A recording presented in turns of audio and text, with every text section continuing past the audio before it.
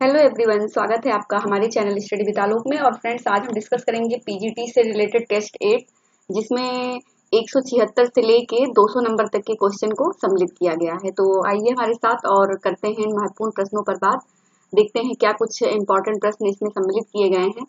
तो सबसे पहला देखिए, यहाँ पे जो क्वेश्चन दिया गया है फ्रेंड्स, ये दिया गया है कि किसने यह कहा कि तुलनात्मक समाजशास्त्र की एक विशिष्ट शाखा नहीं है, यह स्वयं समाजशास्त्र है। ठीक है, तो आज कुछ हमने बेसिक से क्वेश्चन को यहाँ पे चूज किया है आप लोगों के लिए, क्योंकि बेसिक से बहुत सारे क्वेश्चन पूछे जाते हैं कि समाजशास्त्र पीजीटी में फिलहाल कि किन दो शब्दों से मिलकर बना है, या मतलब जो है अगर कौन से संबंधित स्पेंसर, तो जो आपके पायनियर थिंकर हैं वहां से, और मतलब जो है कौन सा विश्वविद्यालय कहाँ पे। तो ये जो छोटे छोटे प्रश्न होते हैं ये भी कुछ लोगों के गलत हो जाते हैं। तो चूंकि ये पीजीटी से संबंधित डिस्कस है आपका, तो इसलिए यहाँ पे उससे संबंधित प्रश्न को जरूर यहाँ पे लगाया गया है। ठीक है, ताकि जो है इसी बहाने आपका बेसिक वाला भी पार्ट तैयार हो जाए। तो आज मैं जो ये 25 क्वेश्चन है तो बेसिक समाजशास्त्र से ही इसमें इंक्लूड की हूँ। ठीक है, तो यहाँ पे जो ये परिभाषा दी गई है कि किसने यह कहा कि तुलनात्मक समाजशास्त्र की एक विशिष्ट शाखा नहीं है, यह स्वयं समाजशास्त्र है। तो अगस्त कॉन्स, दुर्कीम, स्पेंसर, वेबर। ठीक है, तो ये जो बहुत महत्वपूर्ण परिभाषा है तुलनात्मक समाजशास्त्र की एक विशिष्ट शाखा नहीं है या स्वयं समाजशास्त्र, तो ये कहा था फ्रेंड्स इमाइल दुर्कीम महोदय ने। किसने कहा था? इमाइल दुर्कीम महोदय ने। ठीक है, तो ऑप्शन बी हमारा राइट आंसर हो जाएगा। अगला है इसमें कि किस भारतीय विश्वविद्यालय ने समाजशास्त्र विषय सबसे पहले प्रारंभ किया। ठीक है, तो ऐसा कौन सा विश्वविद्यालय था भारत में जिसमें समाजशास्त्र विषय की सबसे पहले प्रारंभ किया गया? दिल्ली, मुंबई, लखनऊ, मद्रास। ठीक है, तो सबसे पहले कहाँ पे किया गया था फ्रेंड्स? ये किया गया था मुंबई में। ठीक है, तो ऑप्शन बी हमारा राइट आंसर हो जाएगा। अगला प्रश्न है इसमें कि समाजशास्त्र को एक शिल्प कहने वाला समाजशास्त्री कौन सा है? ठीक है, तो समाजशास्त्र को एक शिल्प किसने कहा है? ठीक है, तो ये किसने कहा है? मैक्स वेबर, दुर्कीम, सी राइट मिल्स, पार्सन्स। ठीक है, तो फ्रेंड्स जो सी राइट मिल्स थे इन्होंने समाजशास्त्र को एक शिल्प कहा था। ठीक है, तो ये प्रश्न आया भी हुआ है कई बार, तो आप लोग ध्यान रखिएगा, सी राइट मिल्स। ठीक है, तो ये आपका ऑप्शन सी करेक्ट आंसर हो जाएगा। अगला इसमें है कि एक परिभाषा दी गई है कि समाजशास्त्र, ठीक है, समाजशास्त्र क्या है? सामाजिक घटना, वस्तु अथवा समाज का विज्ञान है।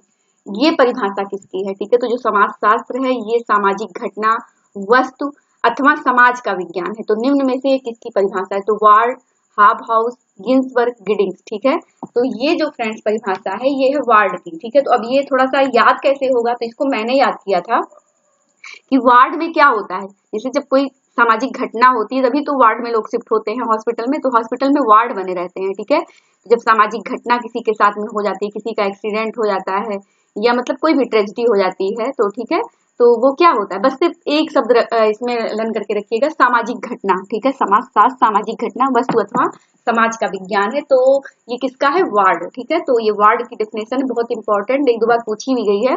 तो बस आप सामाजिक घटना और वार्ड से इसको रिलेटेड कर लीजिएगा तो तुरंत याद आ जाएगा। ठीक है, तो आपका क्वेश्चन वहां पे सही हो जाएगा, क्योंकि वहां पे देखिए फ्रेंड्स क्या होता है कि क्वेश्चन भी सामने होता है और आंसर भी सामने होता है, बस तुरंत उसको हमें ध्यान करना होता है, क्योंकि इतने सारे प्रश्न, इतनी सारी परिभाषाएं पूछी जाती हैं, तो वहां पे दिमाग कंफ्यूज होने लगता है। तो थोड़ा सा एक ट्रिक बना करके इसको भी लर्न करते हुए चलिए। ठीक है, चलिए आगे बढ़ते हैं।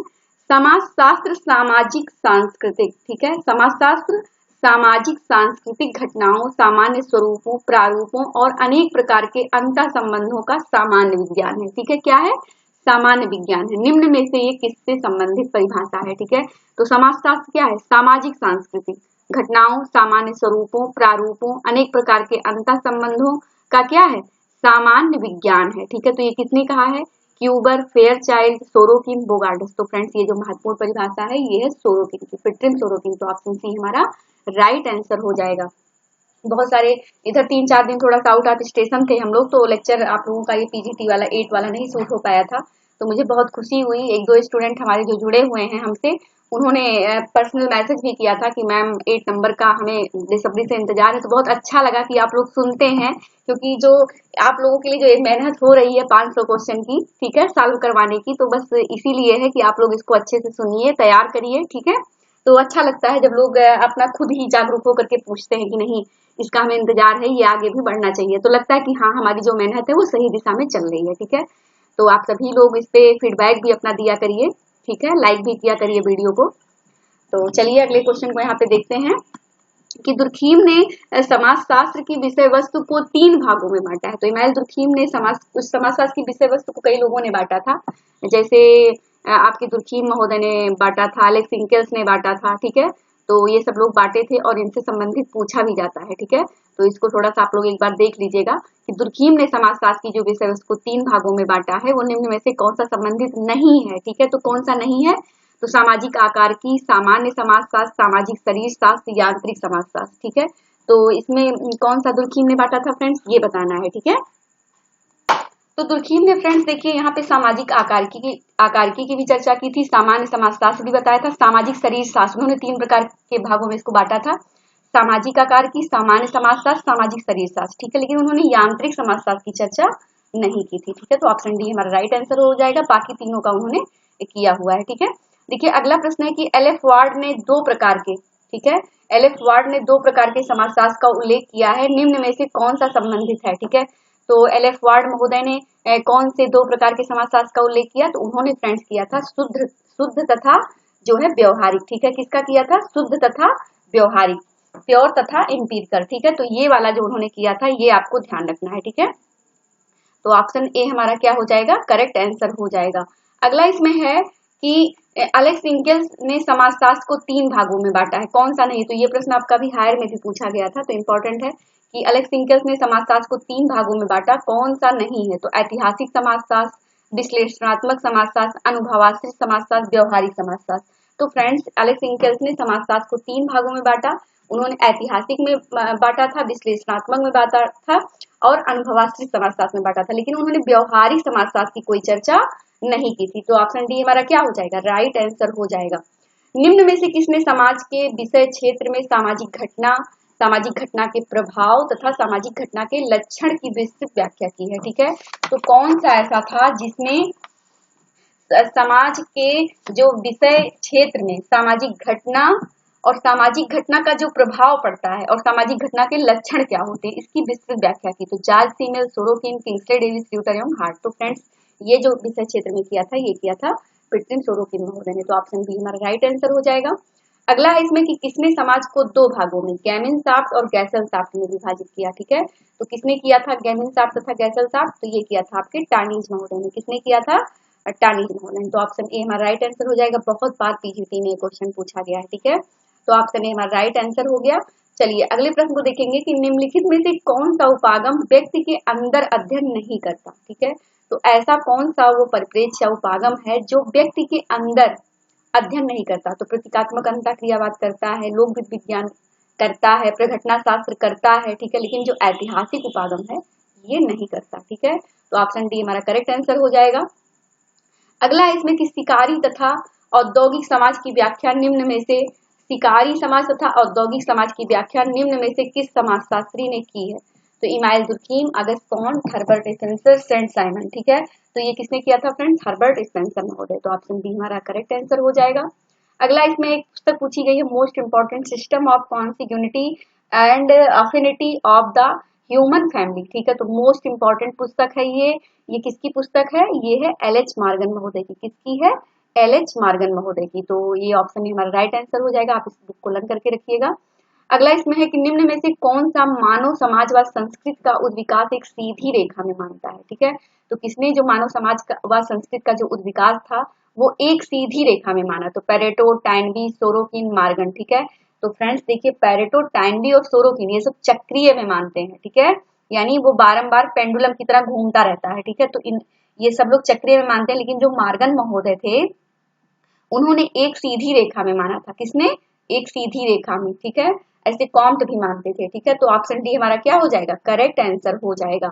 चलिए अगले प्रश्न को देखेंगे कि वह परिप्रेक्ष्य मानव द्वारा अपने अध्ययन के उद्देश्यों, सीमाओं एवं सुविधाओं को ध्यान में रखते हुए निर्मित किया गया दृष्टिकोण है, निम्न में से यह किसकी परिभाषा है। तो मोस्ट इंपॉर्टेंट डेफिनेशन है ये कि परिप्रेक्ष्य मानव द्वारा अपने अध्ययन के उद्देश्यों, सीमाओं एवं सुविधाओं को ध्यान में रखते हुए निर्मित किया गया एक दृष्टिकोण है, निम्न में से यह किसकी परिभाषा है।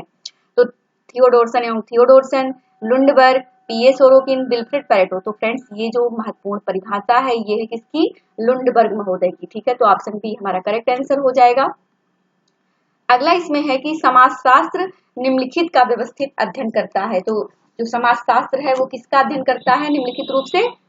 ये सामाजिक संबंध का तो करता ही है, मानव समूह का करता ही है, सामाजिक संस्करण का करता ही है, तो यानी इसमें आल सही हो जाएंगे, उपरोक्त सभी। ठीक है, तो ऑप्शन डी हमारा राइट आंसर हो जाएगा। अगला प्रश्न है इसमें कि सामाजिक भाषा विज्ञान निम्न में से किनके मध्य संबंधों का अध्ययन है। तो जो सामाजिक जो भाषा विज्ञान है वो निम्न में से किनके मध्य संबंधों का अध्ययन है? तो भाषा तथा वर्ण, भाषा तथा मानव जाति, भाषा तथा आयुलिंग, उपरोक्त सभी। तो फ्रेंड्स इसमें क्या हो जाएगा? उपरोक्त सभी हो जाएगा। ठीक है, अगला इसमें कि समाजशास्त्र में सामाजिक संबंधों के स्वरूपों के अध्ययन को विषय क्षेत्र में रूप में किसमें स्पष्ट किया है? तो समाजशास्त्र में जो सामाजिक संबंधों के स्वरूपों का अध्ययन को विषय क्षेत्र के रूप में किसने स्पष्ट किया था? तो टॉनीज, मैक्स वेबर, स्मॉल सीनेल। तो फ्रेंड्स ये किया था किसने?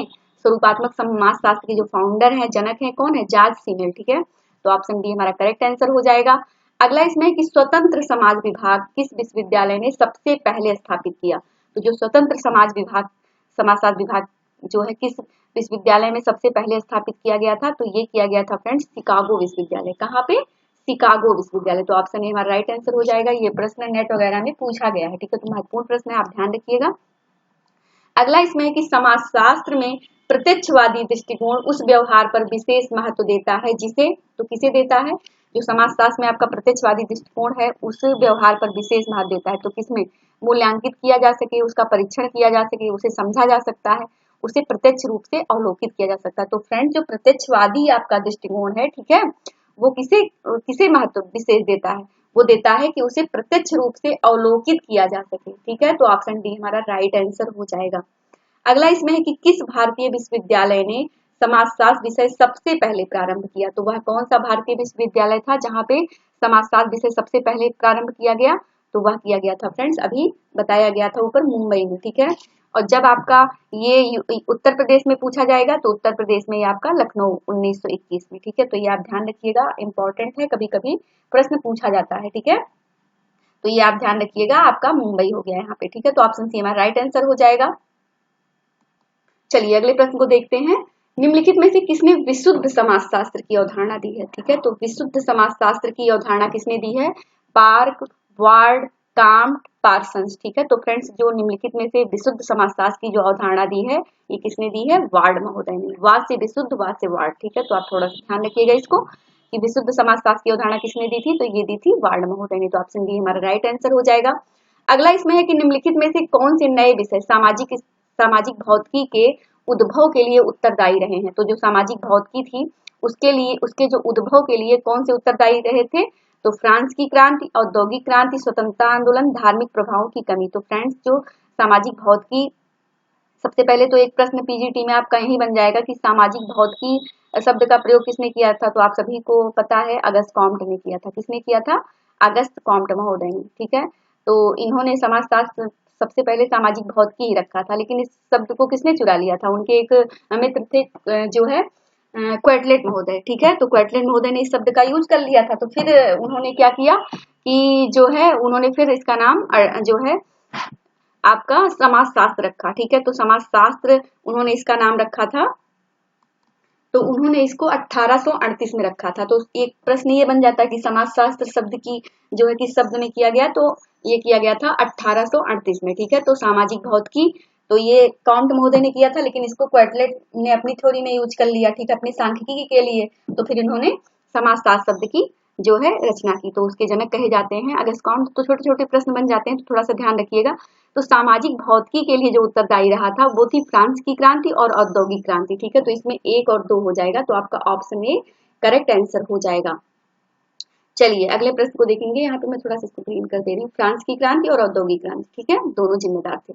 चलिए अगले प्रश्न को देखेंगे कि समाजशास्त्र की विषय वस्तु और अन्य क्षेत्र। तो जो समाजशास्त्र की विषय वस्तु और अन्य क्षेत्र के मुद्दे पर समाजशास्त्री 2 संप्रदायों में विभाजित है। निम्नलिखित में से कौन सा सेट दोनों में एक संप्रदाय का प्रतिनिधित्व करता है? ठीक है, तो 2 संप्रदाय थे समाजशास्त्र में, एक स्वरूपात्मक और दूसरा आपका कौन सा था फ्रेंड्स? समन्वयात्मक। ठीक है, तो स्वरूपात्मक संप्रदाय जिसके फाउंडर थे आपके सोरोकिन महोदय। ठीक है, जो स्वरूपात्मक संप्रदाय था उसके फाउंडर थे जॉर्ज सीमेल। ठीक है, सॉरी यहाँ पे तो जो स्वरूपात्मक संप्रदाय थे, इसके जो फाउंडर थे, जनक थे, वो जॉर्ज सीमन थे। ठीक है, वहीं पे जो है जो आपका समन्वयात्मक संप्रदाय था, उसके जो जनक माने जाते हैं वो सोरोकिन महोदय माने जाते हैं। ठीक है, तो ये ध्यान रखिएगा, यहाँ से क्वेश्चन हर बार बनता है। ठीक है, तो इसको थोड़ा सा अच्छे से आप लोग एक बार देख लीजिएगा, स्वरूपात्मक और समन्वयात्मक संप्रदाय में कौन लोग हैं, कौन लोग नहीं है, छोटा सा प्रश्न बन जाता है, बड़ा कंफ्यूजन क्रिएट हो जाता है।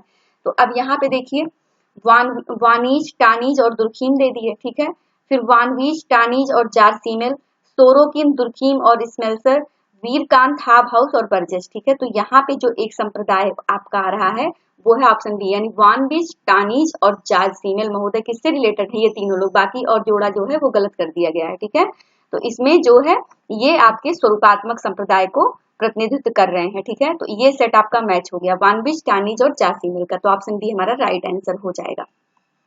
चलिए अगले प्रश्न को देखेंगे कि समाजशास्त्र का जो मुख्य उद्देश्य है वो क्या है।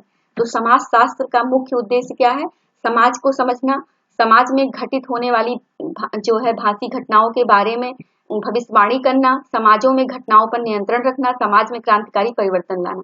तो फ्रेंड्स, जो समाजशास्त्र का जो मुख्य उद्देश्य है वो समाज को समझना, यानी जिस समाज में हम रह रहे हैं उसको हम समझें। ठीक है, तो ये समाजशास्त्र का मुख्य उद्देश्य, यानी अंडरस्टैंडिंग आप कितना कर रहे हैं समाज के बारे में, ये एक समाजशास्त्री होने का जो है सबसे बड़ा फायदा है। ठीक है, कि समाज को समझना, तो समाजशास्त्र का मुख्य उद्देश्य है समाज को समझना। तो ऑप्शन ए हमारा क्या हो जाएगा, करेक्ट आंसर हो जाएगा।